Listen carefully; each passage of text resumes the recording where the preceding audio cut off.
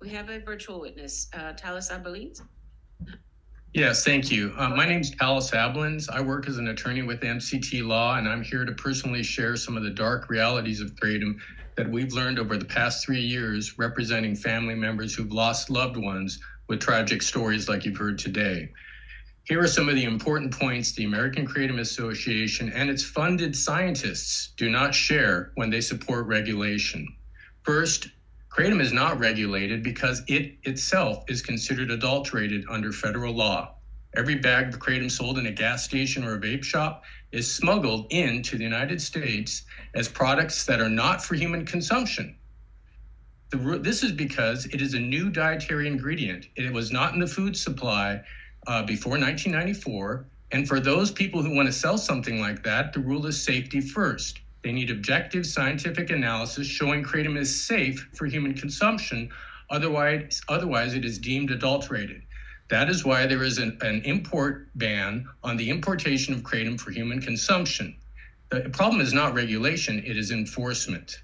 Second, why doesn't the industry do its job and establish that the products are safe for human consumption? It's because they cannot.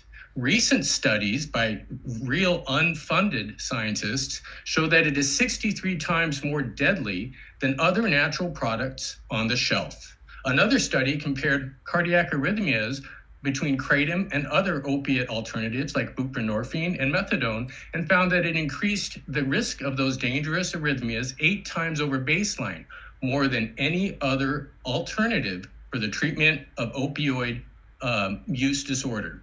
The Kratom industry is taking a page from Big Pharma and the nicotine industry, which is also affiliated with the Pinney Associates scientists.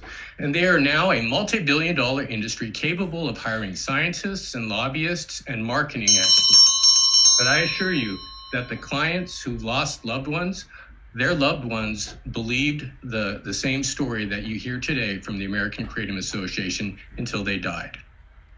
Thank you very much, sir. Delegate Woods, you have a question? Yes, thank you. Out of curiosity and in line with the question asked by my colleague, can you tell us where this Kratom is being brought into our country from?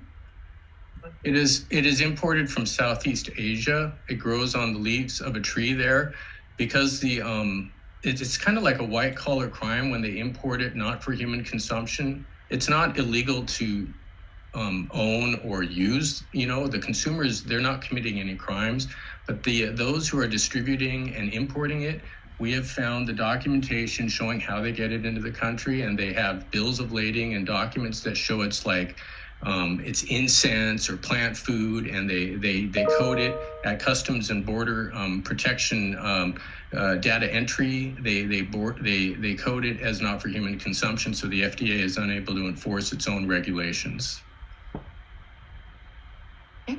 Delegate Lewis.